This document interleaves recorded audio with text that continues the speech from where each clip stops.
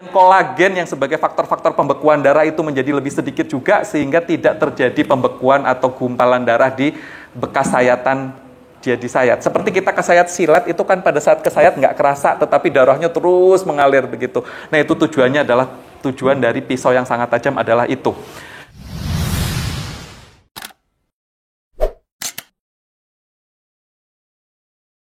Salman ITB.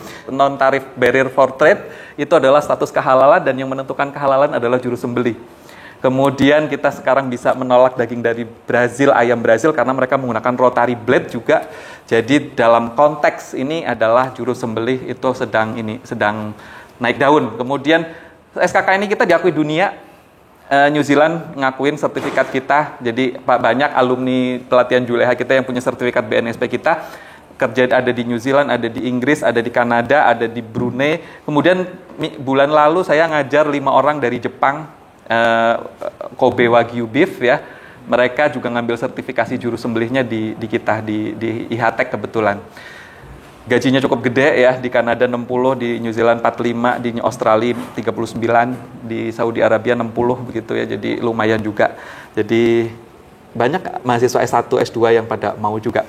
Nah, saya diminta untuk menyampaikan tentang keserawan. Nanti nggak mungkin keserawan itu hubungannya mulai dari ditangani sebelum sembelih sampai dengan dinyatakan mati. Jadi walaupun nanti Pak Ustadz menyampaikan tentang penyembelihannya, saya juga nyinggung-nyinggung tetapi tidak detail. Nah, di sini saya tidak ngerti, saya bukan ahli agama, jadi saya cuma, yang saya tahu ini adalah dalil paling utama dari penyembelihan adalah ini. Tenangkanlah hewannya dan tajamkanlah pisaunya. Jadi ketika dalil ini tidak boleh dilanggar oleh dalil-dalil yang lain. Contohnya adalah menghadap kiblat. Menghadap kiblat hanya suatu anjuran saja, suatu kebaikan. Jangan sampai hanya demi menghadap kiblat, kemudian sapinya diguling-guling, dibanting-banting, diseret-seret, akhirnya melanggar dalil yang lebih utama ini. File nanti saya kirim ke panitia, jadi sebetulnya nanti bisa dibagi begitu ya. Nah, apa sih tujuannya? Tenangkanlah hewannya supaya dia tidak stres, karena kalau stres darahnya konstriksi, pembuluh darahnya konstriksi. Kalau pembuluh darahnya konstriksi maka gampang mampet. Kalau mampet nggak mati-mati, kalau nggak mati-mati tersiksa. Kalau lagi stres, darah dikirim ke otak supaya dia bisa mikir, saya harus ngapain dengan stres ini. Darah kemudian dikirim juga ke dagingnya supaya ketika dia memutuskan untuk berlari, ketika memutuskan untuk berantem, maka dia punya kekuatan untuk berlari, dia juga bisa mikir, saya akan berlari kemana. Nah, sapi lagi stres kayak gini, darahnya banjir di kepala, darahnya banjir di otot, maka ketika disembelih dia nggak akan mati-mati, ketika sudah disembelih darahnya tidak lancar keluar, darahnya banyak tertinggal di dalam daging, dan pada akhirnya akan menurunkan kualitas dagingnya. Kemudian kenapa pisaunya harus tajam? Karena supaya dengan tajam maka sayatannya menjadi halus. Ketika sayatannya halus maka kemudian semakin sedikit saraf yang teriris. Ketika semakin halus dan semakin sedikit saraf yang teriris maka rasa sakit yang ditimbulkan itu menjadi lebih sedikit. Kemudian kolagen yang sebagai faktor-faktor pembekuan darah itu menjadi lebih sedikit juga sehingga tidak terjadi pembekuan atau gumpalan darah di bekas sayatan jadi sayat. Seperti kita kesayat silet itu kan pada saat kesayat nggak kerasa tetapi darahnya terus mengalir begitu. Nah itu tujuannya adalah tujuan dari pisau yang sangat tajam adalah itu.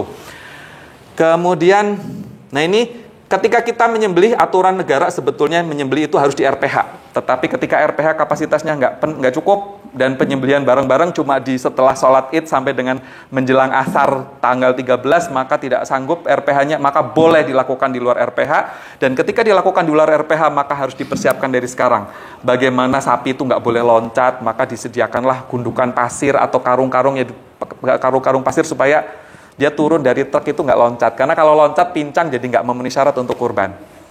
Ya. Kemudian areal kurban itu harus tertutup, areal penyembelihan. Hewan hidup tuh nggak boleh ngelihat temannya sedang disembelih, nggak boleh deket-deket, ditutup. Entah apa dengan karpet, perlak, dengan bekas panduk apa saja. Yang penting hewan hidup nggak melihat temannya yang disembelih. Kemudian pembagian kerja.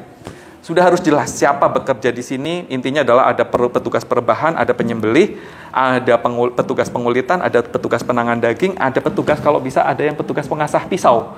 Karena pisau itu sejak dipakai dia akan tumpul. Ya. Nah, itu harus di-manage benar-benar supaya tidak terjadi ketimpangan. Ya. Pak Ustadz, waktunya kalau enggak nanti saya ambil sedikit ya. Saya mulai panik kalau waktunya sedikit ya. Jadi yang paling banyak memerlukan tenaga adalah mengeluarkan jeroan dan menguliti. Jadi petugas yang nanganin daging jangan dulu nanganin daging. bantuin dulu nguliti dan mengeluarkan jeroan, karena itu adalah titik kritis. Sudah disembelih, hewan itu nggak boleh dibiarkan bergelimpangan, belum dikuliti, belum keluarkan jeroannya. Ada panas dari luar, ada panas dari fermentasi rumen retikulum yang ada di dalam. Dagingnya matang tapi setengah matang. Bakteri pembusuknya cepat banget tumbuh. Ya. Jadi, dan yang kedua adalah daging begitu dikuliti, kalau langsung diolah, langsung diiris-iris, langsung dipisahkan dari tulangnya, itu akan sulit karena licin. Jadi sebaiknya digantung dulu. Maka kalau habis disembelih, dikuliti, ini lebih baik gantung. Jadi siapkan penggantung, alat penggantung banyak-banyak, sekaligus meniriskan darah. Karena darah sembelian yang paling banyak keluar itu 65%. Untungnya di kita di agama Islam, darah yang tertinggal di dalam daging itu halal. Tapi nggak boleh banyak-banyak juga gitu loh. Kalau Yahudi dia nggak mau ada darah yang tertinggal di dalam daging. Jadi jujur saja penyembelihannya Yahudi itu jauh lebih bagus ya. Terutama pisaunya orang Yahudi itu bagus-bagus banget karena mereka tidak mau ada sedikit pun darah tertinggal di dalam daging. Dan Yahudi masih kekeh sumarekeh tidak mau terima stunning. Muslim saja beberapa negara mau terima stunning, Yahudi tetap tidak mau menerima stunning.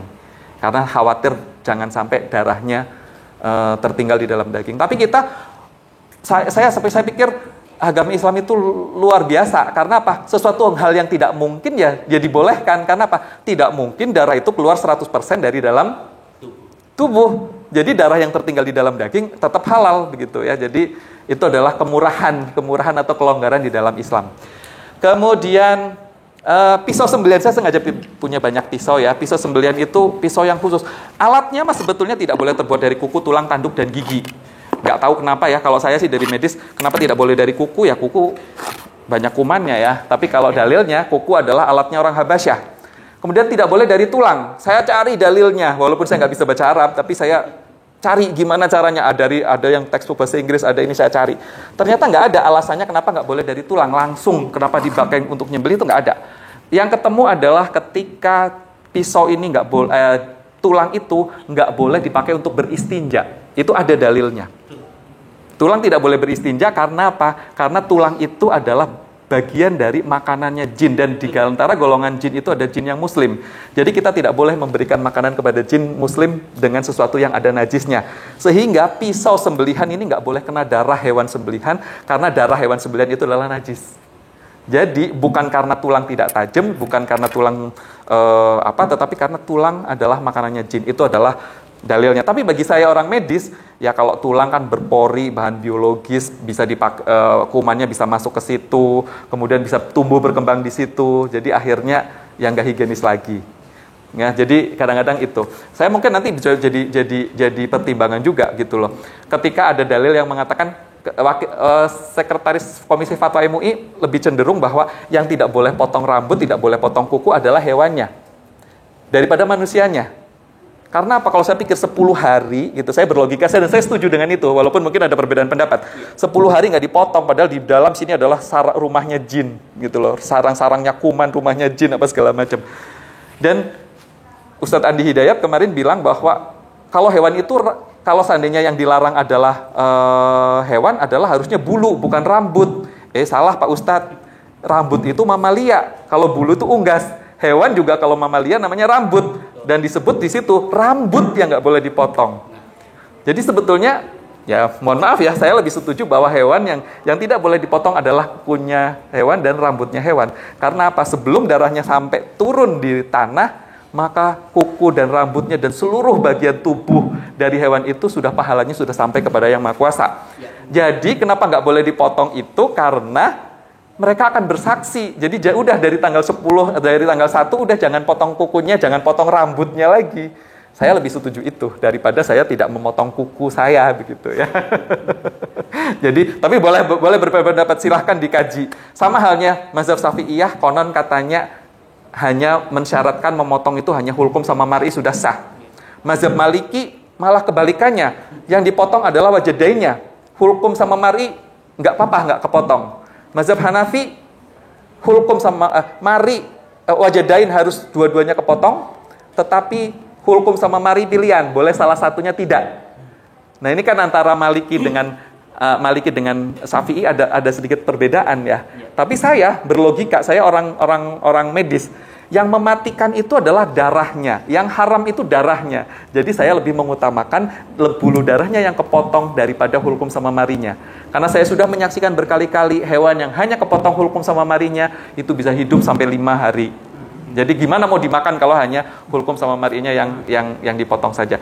Kalau saya sih berpikirnya logis begitu, logika saya sebagai logika orang yang tidak mengerti bahasa Arab dan tidak mengerti dalil. Jadi itu saja sih. Kemudian, nah ini keserawan itu kan nggak boleh pokoknya nggak boleh menderita. Tapi kita harus mempertimbangkan seperti harus bebas dari rasa lapar dan haus. Oke, kalau hewan lagi diternakan, iya nggak boleh lapar, nggak boleh haus. Tapi kalau hewan mau disembelih, dipuasakan makan. Karena kita mudorotnya lebih banyak kalau dia kenyang daripada kalau dia kelaparan. Dan tapi puasanya jangan sampai kelaparan, cukup sampai dengan 12 jam. Minum tetap diberikan, jangan sampai puasa minum. Karena apa? Kalau kurang minum darahnya kental, nanti nggak bisa keluar lancar begitu ya. Tapi kalau makanan dipuasakan supaya lambungnya kosong, sehingga ketika disembelih, sphincter esofagusnya, sphincter marinya lepas, sudah nggak ini, cairan lambung itu nggak keluar, nggak tumpah. Karena kalau cairan lambung keluar, tumpah, kena ke sayatan sini, ada asam lambung perih, ada bakteri, jadi tercemar dagingnya, ada bau, ada asam lemak terbang di rumen, maka dagingnya menjadi bau. Ya, jadi lebih di ini. Kemudian handling atau perbahan yang baik. Kalau sapinya sudah biasa dipegang, ya, maka rebahkanlah dengan tali temali yang baik. Ya, jangan kalau sudah sapi kalem direbahkan dengan cara yang barbar, sayang begitu ya. Tapi kalau sapinya memang barbar, bolehlah kita tetap dengan memperhatikan keselamatan manusia.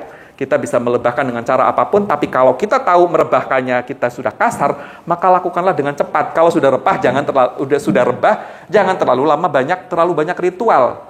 Jadi kalau mau doa panjang, mau takbiran, mau tahlilan, atau mau nyebutin nama pekurbannya satu persatu, lakukanlah sebelum hewannya direbahkan. Begitu direbahkan, sudah selesai. Karena hewan itu nggak pernah tiduran kayak begini. Hewan itu duduk, kakinya ditekuk duduk. Jadi kalau dia sudah direbahkan, dia sudah dalam kondisi sangat stres, sangat tersiksa. Sehingga itu lakukanlah. Kan sebaik-baiknya sembelihan juga yang secepat-cepatnya sembelihan. Tapi bukan dibacok. Bukan. Karena yel-yelan. Juleha DKI ada yang Pak Tikno, kan ngiris sama bacok itu cepetan bacok. Jadi lebih baik bacok. Karena dalilnya adalah sebaik-baiknya sembelihan adalah secepat-cepatnya sembelihan. Ya bukan gitu juga kali, begitu ya. Jadi kadang-kadang lucu-lucu. Kemudian bebas dari rasa sakit, luka, dan penyakit. Nah, kalau ada hewan, karena tanduk misalnya, tanduk masih jadi perdebatan, ada ulama yang membolehkan, ada yang tidak ya, ketika tanduknya patah. Kalau ada hewan yang tanduknya patah, segerakan itu disepotong terlebih dahulu. Karena supaya dia penderitaannya cepat selesai. Tapi kalau ada yang hewan yang sakit karena penyakit, misalnya penyakit PMK, penyakit mulut dan kuku kategori ringan, ada yang sakit PMK tadi, itu nanti diakhirkan, kita nyembeli yang sehat dulu. Ya, jangan yang nyembeli yang sakit dulu. Tapi kalau yang luka terbuka itu didahulukan.